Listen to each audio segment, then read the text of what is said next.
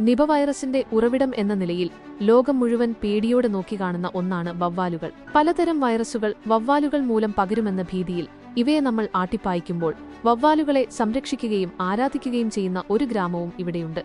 ബീഹാറിലെ പട്നയിൽ നിന്ന് ഏകദേശം 40 കിലോമീറ്റർ അകലെയുള്ള വൈശാലി ജില്ലയിലെ സരസായി എന്ന ചെറിയ ഗ്രാമത്തിലാണ് ഈ വിചിത്രമായ ആചാരം വച്ചുപുലർത്തുന്നത്. ഈ ഗ്രാമത്തിലെത്തിയാൽ ലക്ഷക്കണക്കിന് വവ്വാലുകളാണ് മരങ്ങളിൽ പറ്റിപ്പിടിച്ച് തൂങ്ങിയാടുന്നത്.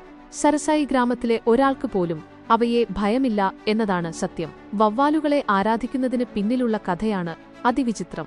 തലമുറകളായി വവ്വാലുകളാണ് തങ്ങളുടെ നാടിന്റെ സംരക്ഷകരെന്നാണ് ഈ നാട്ടുകാർ വിശ്വസിക്കുന്നത്. അപകടങ്ങളോ പ്രകൃതി ദുരന്തങ്ങളോ ഉണ്ടാകുന്നതിന് മുമ്പ് മൃഗങ്ങൾ അസാധാരണമായി പെരുമാറുന്നുവെന്നും അതിനാൽ ഗ്രാമവാസികൾക്ക് തയ്യാറെടുക്കാൻ സമയം ലഭിക്കുമെന്നും ഗ്രാമത്തിലെ മുതിർന്നവർ അവകാശപ്പെടുന്നു. രാത്രിയിലുണ്ടാകുന്ന ഏത് ദുരന്തങ്ങളെയും വവ്വാലുകളുടെ കരച്ചിലിലൂടെ അറിയാൻ സാധിക്കുമെന്നാണ് ഇവർ വിശ്വസിക്കുന്നത്. അതുകൊണ്ടുതന്നെ ഈ ഗ്രാമത്തിൽ വർഷങ്ങളായി മോഷണങ്ങളോ കവർച്ചകളോ നടന്നിട്ടില്ലെന്നും ചിലർ അവകാശപ്പെടുന്നു.